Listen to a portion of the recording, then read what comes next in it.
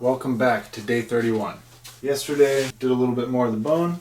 If you have some paint left on your palette and you don't want it to dry and you're going to continue with it later, all you have to do is shove it in the freezer and it will stay just as good as it was when you were using it the day prior.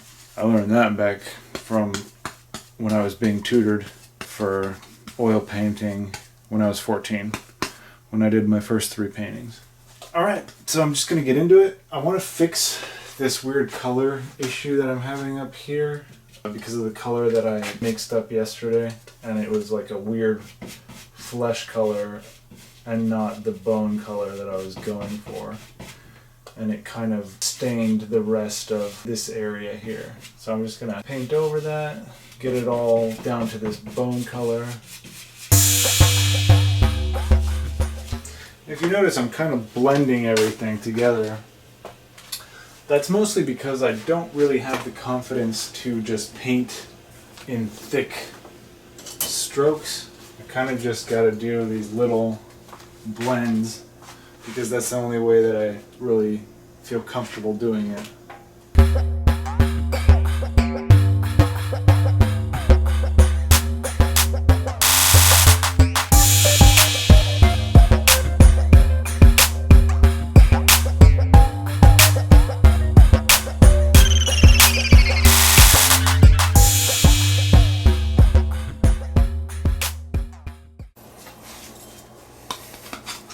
Alright, enough of bones.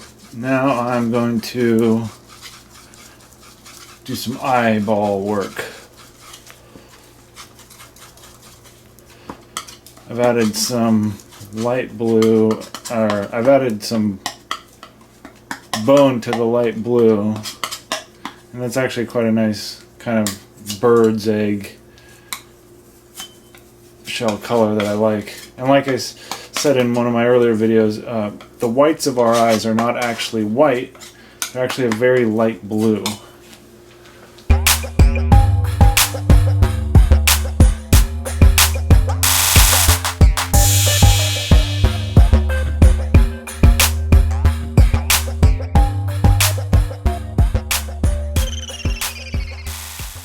Okay, got a bit of a lightening going in the eyes. And now I'm going to mix up some of this toxic green here and put that down in the darker parts of the eyes, and then I'll be trying to lighten it up. I think that's a little bit too dark for the beverage. I think whatever I have here is already as light as I want to go, but the eyes, I wanted to make them a little darker.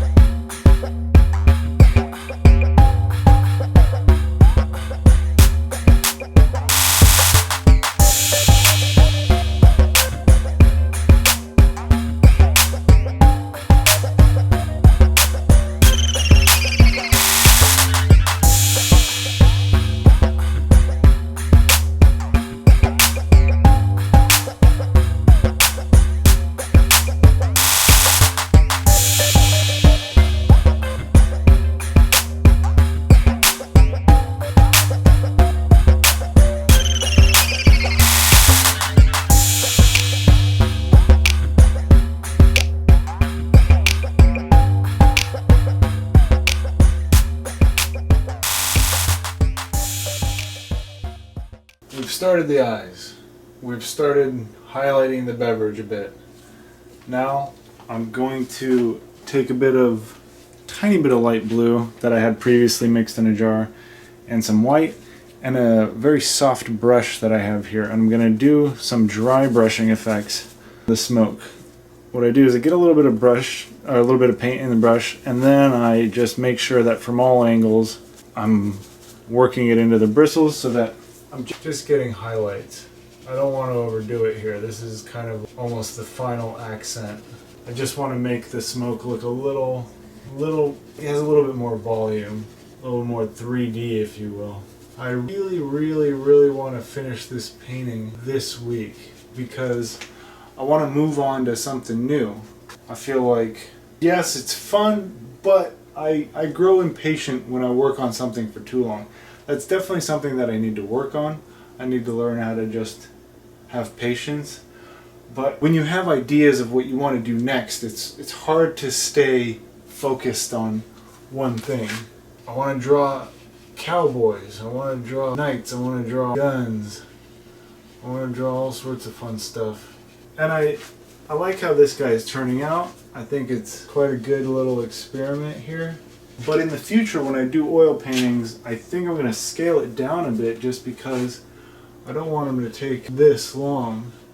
Or if I do decide to do another large oil painting, I want to maybe have either a more simple thing going on or vastly more complicated so that I'm working on a lot of different things and I'm not getting bored while I'm doing it.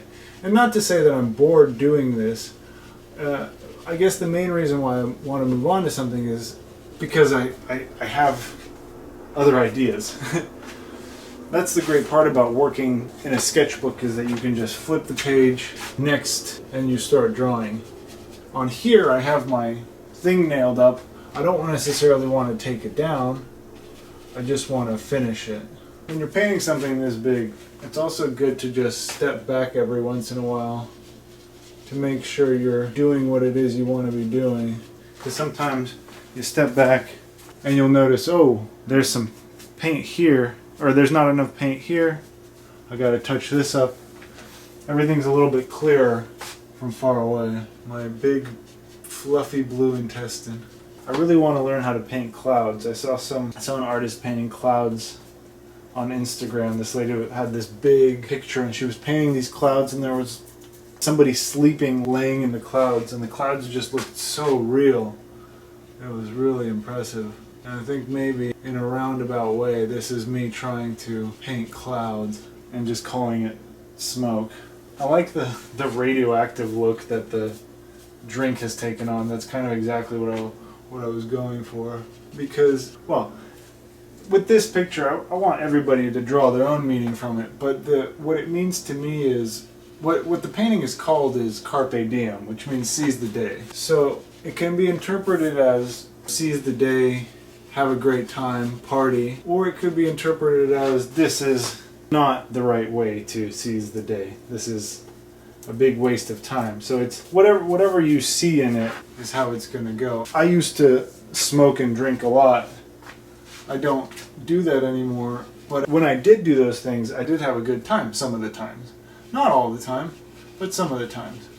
And when I look back on life, I feel like there was a lot of times where I did waste my time doing this specifically. So it's that split between, do I spend my time having a good time, having fun, living it up, or do I spend my time improving myself or honing a skill or making myself just a better person or more productive or whatever. So there's different ways to seize the day, and no one's to say which one is right or wrong. That's just what it is. Also, the smoking, the whole thing's gonna look better once I start doing the background, because I want to make the background kind of dark so that the whole thing pops a bit. Step back. Well, thank you for joining me. Day 31. I'm pretty happy where this is going right now. I'm pretty happy with today's progress as well. Tomorrow, I'm really going to try to start on the red areas, work on the eyes so that we can keep it all balanced. And then once the eyes dry, I'm going to add a bit more white to the joint here, do the little embers and stuff. And then probably start filling in the background. Well, I was thinking that I might darken the dark spots here. I'm not quite sure how to do that because I don't want to use black per se, because black is just so dark. I might just do a very dark brown and also just dry brush it in there. I've been blending, but we'll see. I'm not quite sure how to do the shadows yet. So day 31, let me know what you think. Hopefully you're still here. Hopefully you're not bored. And I will see you tomorrow. How interesting. I'm learning so much.